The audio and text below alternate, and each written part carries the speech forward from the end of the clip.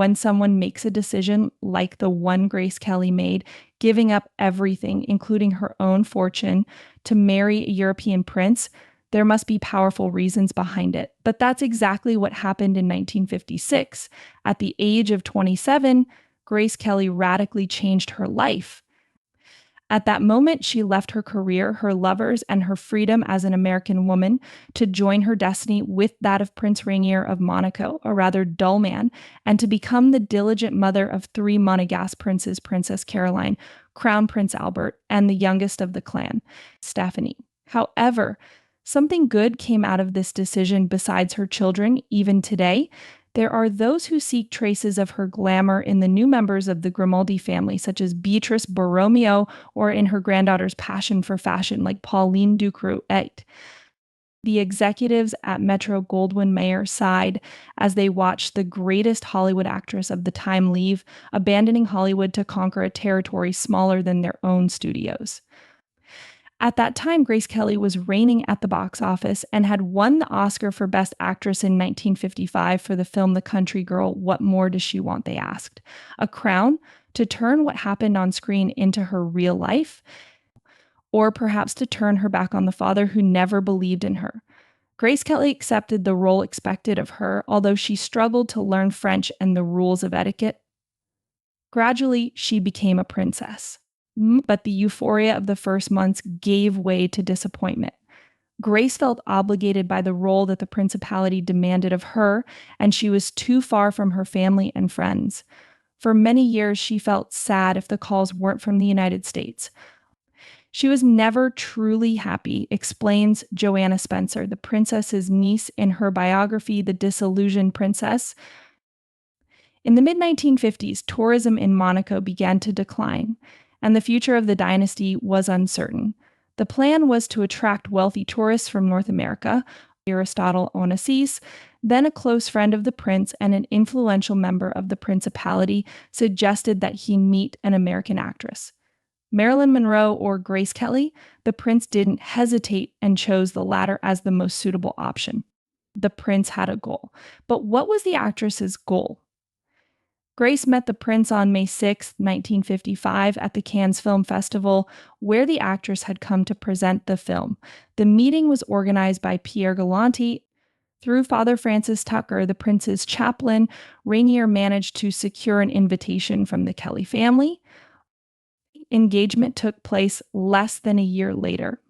Announced on January 6, 1956, Grace's wedding to her prince lasted 3 days and was watched by 30 million people on television. The stress of the moment was reflected on the actress's face, very beautiful in her magnificent gown by Helen Rose, but pale and with dark circles under her eyes. But when she boarded the SS Constitution to cross the Atlantic and arrive in Monaco, where her prince awaited her, she did not intend to give up everything. The United States isn't that far away. She thought her star aura remains intact, and her wedding was a film shot with the grandeur worthy of the largest studios. Her contract with Metro was not yet finished, and she had the idea of filming a movie in the not-too-distant future. There was a project involving James Stewart on the table. Rainier and Grace knew little of each other. She believed she could convince the prince, but Rainier was clear from the start: no movies. Grace Kelly's loneliness in the principality her friends came to visit her Monaco was the center of the international jet set. Grace never broke ties with Frank Sinatra and Cary Grant, her great screen partner, and she remained faithful to her American habits. She ordered entire boxes of goods from jam to ham, including nylon stockings, vitamins, and Kentucky bourbon, Rainier's favorite drink. In 1962, she made another attempt to resume her career. Hitchcock was considering her for the role in the film. Marnie Rainier did not object, but the media pressure was too strong, and the prince feared the reaction of the Monegasques. The role eventually went to Tippi Hedren. In an interview with Paris Match, Rainier admitted many years later that she missed the screen a lot. The princess felt out of place and missed the cinema. She did not share Rainier's passion for hunting or classic cars, although she always accompanied the prince out of a sense of duty. Over time, Princess Grace built her small private kingdom in the heart of Monaco, the center of which was the upbringing of her children, her greatest joy and source of happiness. Of the 200 rooms in the palace, she felt at home in only five. And she took refuge in Rock Agel, the family home located in the heights above Monaco, to escape the paparazzi, but also the protocol. There, she enjoyed her favorite pastime gardening, her passion for herbariums, and cooking American style fried chicken. The Rose Ball and the Red Cross Ball consumed much of her energy, but they say she never once missed casting her vote at the Academy when the Oscars were awarded. The story of Grace Kelly is a reminder that life doesn't always align with our expectations, even if it seems perfect from the outside. Grace, who dazzled on Hollywood screens and won the admiration of millions, made a choice that at first glance looked like a dream come true to marry a prince and become part of a royal family. But behind this choice lay something more, a renunciation of her identity, her career, and her familiar life for an uncertain future.